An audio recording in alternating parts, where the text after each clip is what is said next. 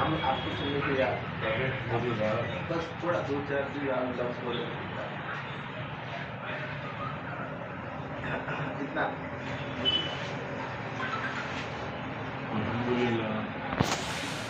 الحمد لله نحمده ونستعينه ونستغفره ونؤمن به ونتوكل عليه ونعوذ بالله من شرور انفسنا ومن سيئات اعمالنا من يهد الله فلا مضل له ومن يضلل فلا هادي له واشهد ان لا اله الا الله واشهد ان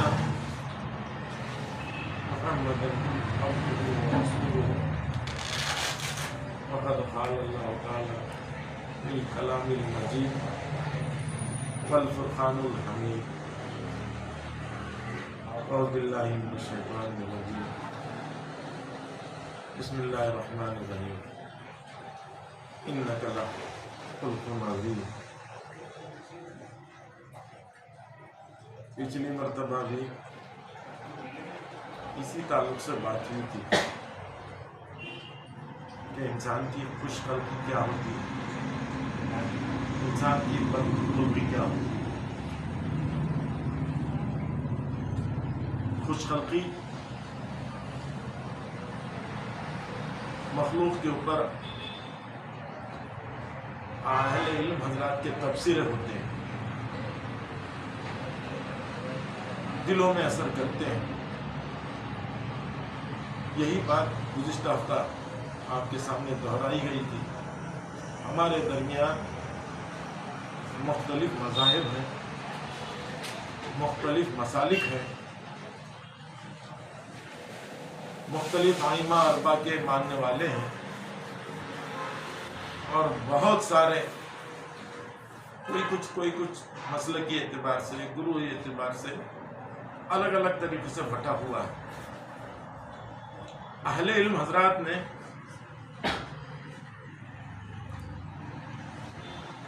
مناظرے کیے، اپنے غرور کو، اپنی شہرت کو مقدم رکھا. اہل علم حضرات کا یہ سب سے بڑا بدبختانہ قدم تھا کہ مناظروں کے اوپر رخصا لیا جائے. اپنی جاہ، اپنی عزت، اپنے علم، اپنا سب کچھ منوانے کے لیے انہوں نے جو کیا آج وہ دنیا دیکھ رہی ہے، بلکہ ملک بھی دیکھ رہا ہے، پڑوس کے ممالک دیکھ رہے ہیں، اور دنیا کا ہر انٹرنیشنل ملک اسی عظیم فتنے میں مبتلا دوسروں کی طرف دیکھ رہا ہے. یہ عالمگیر فساد ہے جو اہل علم حضرات کے دلوں سے نکلا. اب اس میں بہت سارے لوگ آ گئے، اس جھپیٹ میں رعیت بھی آ گیا، بادشاہ بھی آ گیا، عام انسان بھی آ گئے، اور پوری مخلوق اخلاقی مرض میں گرفتار ہوئی. کسی کے اخلاق نہیں ہے. مساجد میں جھگڑے، مسلکی جھگڑے، اسٹیجوں میں جھگڑے، مناظر، غرور، تکبر، یہ سب سارے خرافات، سارے مذہبی انتشار یہ اہل علم حضرات کی دین ہے. اگر اہل علم حضرات درست ہوتے تو مخلوق خدا خوشحال ہوتے، مخلوق خدا کے نیکیاں بڑھ جاتی، مخلوق خدا کی خوش اسلوبیاں بڑھ جاتی، خوش خلقیاں بڑھ جاتی، محبت بڑھ جاتی، ایمان بڑھ جاتا، زندگی رسول مقبول صلی اللہ علیہ وسلم کے حسن ادا پر مٹ جاتی. لیکن ایسا نہیں ہوا. تو اہل علم حضرات نے جو بیڑا اٹھایا اس کی وجہ سے مخلوق خدا پریشان ہوئی، مخلوق خدا بد اخلاقی بنی، اخلاقی مرض مخلوق میں لگ گیا. یہاں تک کہ رند لوگ بھی اس میں شامل ہو گئے، فقیر لوگ بھی اس میں شامل ہو گئے، صوفی حضرات بھی شامل ہو گئے، مشائخین حضرات بھی اس میں شامل ہوئے، بلکہ ہر چھوٹا بڑا علم رکھنے والا ان تمام مناظر کا وہ शिकार बन गया। नतीजा क्या हुआ? जब मखलूक खुदा बदअखलाकी के मर्ज में गिरफ्तार हुई तो रैयतों की फसलें तबाह हुई, रैयतों का दिल तबाह हुआ, रैयत बिगड़ गई। जब रैयत बिगड़ गई, मखलूक खुदा बिगड़ गई तो बादशाह बिगड़ गए। ये ज़ाब्ता है। बादशाह जब बिगड़ गए, जिनको सलातीन उमरा को अहले इल्म हज़रात को संभालना चाहिए था, ये संभाल नहीं पाए। अहले इल्म हज़रात सलातीन को, उमरा को, बादशाहों को संभालने का काम अपनी खामखाहों से, अपने दिली एतबार से, अपने इल्म के ज़ोर से, अपने अक़ीदे के ज़ोर से, अपनी मोहब्बत के ज़ोर से, अपने हुस्न अखलाक के ज़ोर से संभाला करते। ये खानदानी बातें हैं, ये आम बात नहीं है मेरी, मसाजिद की बात नहीं है, मैं नहीं कह रहा हूँ। इसलिए कि गिले शिकवे भी अपने छे, अहले इल्म हज़रात भी अपने छे, अहले मोहब्बत भी अपने छे, सब कुछ इस घर को लग गई आग, घर के चिराग से वाला मामला नजर आता है। तो ये चीज़ें हैं, ये बदखलकियाँ, ये बद किरदारियाँ, ये बद अखलाकियाँ जो मर्ज उम्मत में चढ़ा है, मुल्क में चढ़ा है, हमरा व सलातीन पर चढ़ा है, रैयतों पर चढ़ा है। आप देख रहे हैं मुख्तलिफ ये ज़माना कैसा गुजरा, किस साल से गुजरा है। मैं आपको ये आईना बता रहा हूँ इस मुल्क का, इसी मुल्क का करके नहीं, बल्कि करीब पूरे तमाम ममालिक का ये हाल है। ऐसे में अहले इल्म का जोर क्या होना चाहिए क्या होना चाहिए था? मनसूबाबंदी कैसी होनी चाहिए थी? क्या इस्लाम को हमने एक गली का समझा या हमने एक गुरोह का समझा? भैया अकायद अपनी जगह है, हम सुन्नी हैं, हम बरेलवी हैं, हम अपनी अपनी जगह खुश हैं, लेकिन तौहीद मारिफत का जलवा हमारे अंदर है क्या? मारिफत तौहीद किसको कहते हैं? जबकि तुम्हारे सामने मुख्तलिफ मज़ाहब के लोग हैं और तुम्हारे हुस्न अखलाक का किरदार कितना अच्छा रहा, कितना अच्छा साबित हो रहा है, ये चीज़ें भी हमारे सामने हैं। तो इन चीज़ों को गौर करने के लिए खानकाह में एक अखलाकी किरदारी तालीम हुआ करती है, इल्म हुआ करता है। मुरीदों को अपने लिबास से पकड़कर, अपने दिल से पकड़कर, अपने जिस्म व आज़ा व जवारे से पकड़कर हर एक चीज़ को संभालना पड़ता है। तब जाकर के इसकी कमाल, इसकी बागडोर, इसकी मोहब्बत सबके हाथ आती है। लेकिन हम लोग खानकाहों के इल्म हासिल करने के लिए तैयार नहीं है। मसाजिद का ज़रूर इल्म हासिल करेंगे, कोई हुज्जत कर रहा इल्म वाला तो उसकी ज़रूर सुनेंगे, उस पर झगड़ने के लिए हम चले जाएंगे और बुग़्ज़ रखेंगे दिलों में, हसद रखेंगे दिलों में, कीने रखेंगे दिलों में। ये अब अहले इल्म का शेवा है। उन्होंने बड़े बड़े तबकों को नहीं देखा, बड़े बड़े गुरोहों को नहीं देखा, जो चाहा मन मानी से कर गुजरे। उनके खिलाफ बयान किया, इनके खिलाफ बयान किया, उनके खिलाफ बयान किया, तो एक वलवला अंगीज, एक इंतशार, एक लड़ाई झगड़े का माहौल मुल्क में, शहर में, गांव में, खरियों में रोनुमा हो गया।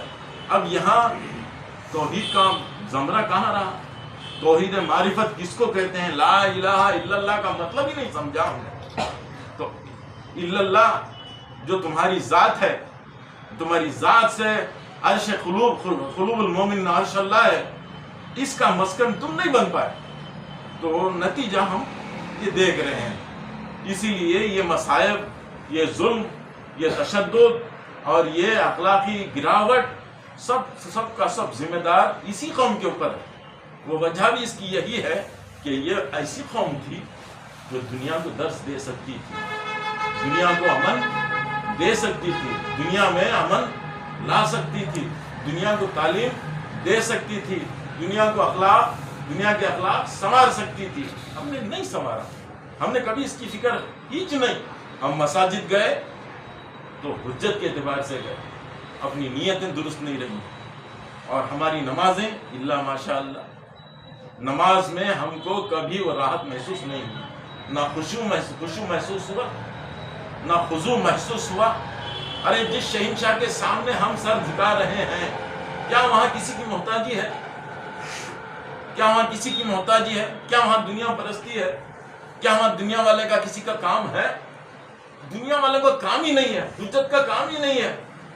مسائل کا کام ہی نہیں ہے. جب تم اپنا خط بادشاہ کو حوالے کر رہے ہو, قلوب المؤمنین عرش اللہ کے مصداق میں جا رہے ہو, تو تمہارا کام کیا تھا؟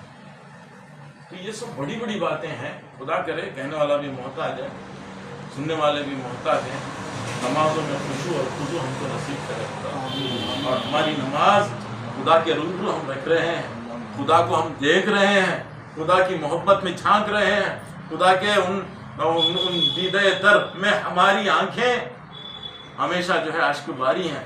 تو یہ نماز, ہماری نماز قابل قبول ہے. اور نمازوں میں مسائل حل ہو جاتے تھے بڑے بڑے, چاہے وہ سیدنا ابو بکر صدیق ہوں, چاہے وہ عمر فاروق ہوں, چاہے خلفاء راشدین میں سے مولا کائنات علی مشکل کشا ہوں. کیا آپ نے نہیں دیکھا تیر جب چبا علی مشکل کشا کو, تو سب لوگ حکمہ ادبا سب نکالنے سے عاجز آ گئے, کوئی نہیں نکال سکا. تو ایک نے کہا دیکھو علی جب نماز میں چلے جائیں تو ان کو احساس نہیں رہتا دنیا میں. کیسی نمازیں تھی, ان کو احساس دنیا کا نہیں رہتا. تم اس وقت میں ان سے تیر نکال لینا. جب علی نماز میں گئے, مولا کائنات علی مشکل کشا نماز میں گئے, تو اس وقت میں سے ایسا تیر نکلا کہ ان کو پتہ بھی نہ چلا. اور نماز کے بعد دیکھا تو کیا ہے, وہ تیر جسم سے نکل گیا. تو یہ ان کی نمازیں تھیں. ابو بکر صدیق رضی اللہ تعالیٰ عنہ جب نماز پڑھتے تھے, تو جب کھلے میدان میں نماز پڑھتے تھے, جنگل بیابان میں نماز پڑھتے تھے, یا کہیں بھی اکیلے تنہا نماز پڑھا کرتے تھے, تو سارے پرندے آپ کے اوپر آ کے بیٹھ جایا کرتے. پرندے کہ ایک سوکھا درخت کھڑا ہوا ہے, ایک پیڑ کھڑا ہوا ہے, انسانی حرکتیں نہ تھیں ان میں. اب ہم کو تعجب ہے ہماری نماز, ذرا گہرائی سے ہم اس کا جائزہ لیں. یہ خشوع کیا ہوتا ہے, نمازوں کا خضوع کیا ہوتا ہے, ہماری نمازیں کہاں تک کہ عرش معراج میں ہم پہنچا رہے ہیں. یہ کیونکہ معراج المومنین ہے یہ نماز, اور جہاں نماز درست نکل آتی ہے, سارے اس کے اخلاق, سارے اس کے اعمال, سارے اس کے فیصلے درست نظر آتے ہیں. لیکن ہم نے اپنی نمازیں ابھی تک کے درست نہیں کی. سب سے پہلی بات, خانقاہوں میں نماز درست طریقے سے ادا کرنے کا طریقہ سکھایا جاتا ہے. اس کے لیے تمہارا لباس تقوی والا ہو, یہود اور نصرانی کا لباس نہ ہو. تمہارا دل دھلا ہوا ہو, دنیا سے دھلا ہوا ہو, دنیا کے حالات ناپاکیوں سے دھلا ہوا ہو. جب دنیا سے دھلا ہوا دل اللہ رب العزت تمہارا پاتا ہے, تو تم اس کے ہو جاتے ہو, اس کے دیدار کے لیے کھڑے ہو جاتے ہو. تو کیا بعید ہے کہ وہ اپنا دیدار سے تمہیں مشرف نہ کرا. بعض بزرگوں نے اللہ سے باتیں کی, اللہ سے منوایا, اللہ کی سنی, اور پھر اللہ ہی کو لوٹایا. ایسی کئی باتیں, ایسی کئی چیزیں سامنے وجود میں آتی ہیں. اگر کہنے کو کہوں میں تو بڑے سے بڑی باتیں ہوتی چلی جائیں گی. من جملہ اس کا یہ ہے کہ خلاصہ یہ ہے کہ دیکھو, دو چیزوں کو تابع کرو. خاص کر کے مریدن کو بھی یہ تاکید ہے, خلفاؤں کو بھی یہ تاکید ہے. وہ کیسا بھی خلیفہ کیوں نہ ہو, وہ مرید کیسا بھی کیوں نہ ہو, اس بات کے اوپر نہایت غور کرے. دو چیزیں انسان میں اس کا ساتھ دیتی ہیں. ایک, وہ اپنی شہوت کو قابو میں رکھے. جوان مرید ہے, جوان خلیفہ ہے, تو اپنی شہوت کو قابو میں رکھے, یہ اس کا ہتھیار ہے. اور دوسری چیز کیا ہے, غضب کو قابو میں رکھے. غضب کو, یہ سواری ہے اس کی, غضب یہ سواری ہے, وہ اس کا ہتھیار ہے. اب جب تک یہ دونوں چیزیں ہاتھ نہیں آتی, کوئی مرید کارگر نہیں ہو سکتا. کوئی خلیفہ جو ہے دراصل میں اس لائن میں ختم رکھنے کے لائق بھی نہیں ہوتا. اب یہ دونوں چیزیں ہمارے سے بہت دور ہیں. تو کیا کرنا چاہیے, آہستہ آہستہ آہستہ صفات کے ساتھ میں ذات کی طرف بڑھتے ہونا چاہیے, بڑھتے رہنا چاہیے. جب ذات ہمارے میں آ جاتی ہے تو پھر اسے دنیا کی کوئی حاجت نہیں رہ جاتی. تو یہ چاہیے کہ تمام بڑی طاقت والی باتیں, قوت والی باتیں, بہت انتہائی خامخواہی باتیں ہیں. دیکھو, اللہ نے ایک ضابطہ بنایا ہے, اللہ نے ایک رابطہ رکھا ہے تمہارے اندر. وہ کیا ہے کہ اللہ تمہارے دل کو کیا کرتا ہے؟ عقل دل کو تابع کر لے، یا کہ دل عقل کو تابع کر لے. دل کو چاہیے کہ عقل کو تابع کر لے. عقل جو ہے شہوات کو، غضب کو اور خواہشوں کو، تمناؤں کو تابع کر لے. اور جب یہ معاملہ درست ہو جاتا ہے، شہوات، غضب اور گناہگاریاں، دنیا کی برائیاں جب عقل کے تابع ہوتی ہیں تو اس کو نفس لوامہ کہا جائے گا. اس کو نفس لوامہ کہا جائے گا. جب یہ عقل اسے پرکھنے لگتی ہے، گناہگاریوں کو پرکھنے لگتی ہے، خواہشات کو پرکھنے لگتی ہے، آرزوؤں کو پرکھنے لگتی ہے، تمناؤں کو پرکھنے لگتی ہے، تو خدا کی قسم تمہاری عقل کامیاب ہوئی. تمہاری عقل کامیاب ہوئی. پھر عقل کو تم نے جب دل کے تابع کیا، عرش کے تابع کیا، خدا کے تابع کیا، حق کے تابع کیا، تو تم جو زبان سے کہو گے من کانا للہ و من کانا لہو کا وجود سامنے تمہارے موجود ہوتا ہے. تو ایسی چیزوں کو غور و فکر سے سننا بھی چاہیے، عمل کرنا بھی چاہیے. کہنے والا بھی محتاج ہے. اب اس میں دو اور باتیں میں عرض کر دوں. کیا ہے؟ بد خلقیاں. اب آپ نے سنے بد خلقیاں کیا ہوتی ہیں. یہ تو خوش خلقیوں کا معاملہ ہے. بد خلقیاں کیا ہوتی ہیں؟ بد خلقیاں اہل علم حضرات کے سے جو پھیلی ہوں آپ نے سنا. اب عام لوگوں سے بد خلقیاں جب ہوتی ہیں تو جھوٹ وجود میں آتا ہے. عام لوگوں کے درمیان میں بد خلقیاں جب ہوتی ہیں تو قتل و غارت گیریاں وجود میں آتی ہیں. بد خلقیاں جب دنیا میں پھیلتی ہیں تو اللہ کے عذابات کی دعوت دی جاتی ہے. تو یہ اس کا فیصلہ کن امر مسلمانوں کے ہاتھوں میں ہے. مسلمان اگر جب تک کہ اللہ والا ایک بھی زندہ رہے گا تو اللہ اس دنیا کے نظام کو چلائیں گے. مومن کی طرف سے، مومن کے صدقے میں اس نظام کو چلائیں گے. لیکن بہت کم ہی لوگوں کا اس پر اتفاق ہے. اجمالاً اتفاق یہی ہے کہ آج تک دنیا کے اندر جتنے بھی معاملات ہوئے ہیں، بدنما معاملات ہوں، خوشنما معاملات ہوں، وہ ایمان والوں کی جانب سے ہی ہوئے ہیں. کیوں؟ کہ کوئی مذہب روپے پرستی میں لگا ہوا ہے، کوئی مذہب رسم و رواج میں لگا ہوا ہے، کوئی مذہب خدا کا بیٹا سمجھ کر کے خدا کو پوچھتا ہے، خدا کو کہہ کر کے پوچھتا ہے، روپے پیسے کے خاطر ہے، رسم و رواج کے خاطر ہے، کوئی آگ کی پرستش میں کھویا ہوا ہے. تم وہ ہو، تمہارا دل وہ ہے، ساتوں زمین ساتوں آسمانوں کے خزانے لیے ہوئے بیٹھا ہوا ہے. لیکن تم اپنی طرف غور نہیں کر رہے ہو، تم اپنی محبت کی طرف غور نہیں کر رہے ہو، تم اپنی خوش خلقیوں کی طرف غور نہیں کر رہے ہو، تم اپنے محبت اور اس کے علم کی طرف غور نہیں کر رہے ہو. تو آج یہ فسادات کا جڑ کون ہے؟ مسلمان ہی ہے، کوئی دوسرا نہیں ہے. دوسرا کوئی ذمہ دار ہے؟ نہیں، ہرگز نہیں ہو سکتی. کیونکہ تمہارا کام کیا تھا اور تم نے کیا کرنا ہے، وہ کام، اور تم کر کیا رہے ہو، یہ دونوں باتیں ہیں. خوش خلقیاں ہیں اور بد خلقیاں ہیں. بد خلقیوں کے بارے میں اور خوش خلقیوں کے بارے میں انشاءاللہ طبیعت ناساز ہونے کی وجہ سے میں بات کو مختصر کر رہا ہوں. پھر کبھی انشاءاللہ اس کے تعلق سے بیان کی جائے گی. وآخر دعوانا ان الحمدللہ رب العالمین. اب آپ کے سامنے قادری صاحب کی باتیں عرض کریں. خدا کرے زبان میں فصاحت و بلاغت دے اور زبان میں دل تک پہنچنے کی تاثیر دے. وہ نور دے، وہ قرآن کا نور، حدیث کا نور، اولیاء اللہ کا نور ہمارے دلوں تک پہنچا.